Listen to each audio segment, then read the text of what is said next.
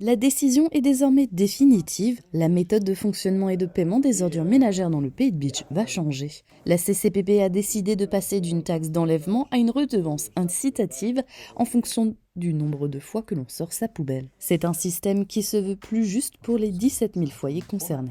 C'est un système effectivement qui est plus juste et plus équitable en termes de traitement puisque sur l'ensemble du territoire, le prix par volume de bac sera identique, quelle que soit la commune sur laquelle on réside.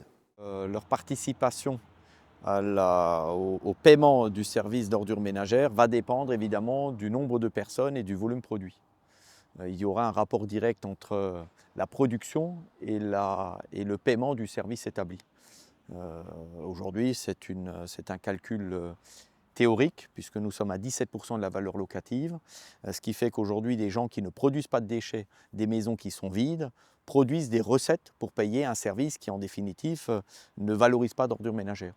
Mais comment va fonctionner ce système au quotidien ? Alors le fonctionnement au quotidien, il reste le même, puisque le service en lui-même de collecte ne bouge pas.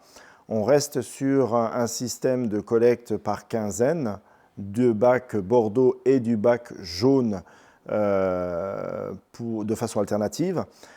Simplement, dans le cadre du forfait de la redevance incitative, 13 levées sont incluses dans le forfait de base et les levées supplémentaires seront du coup facturées en plus.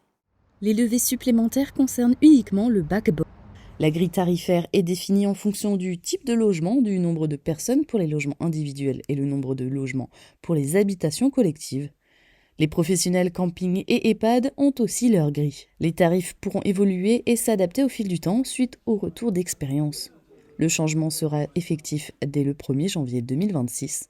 La redevance incitative a aussi pour but d'inciter la population à mieux trier ses déchets, puisque 60% du contenu du sac bleu pourrait encore être trié.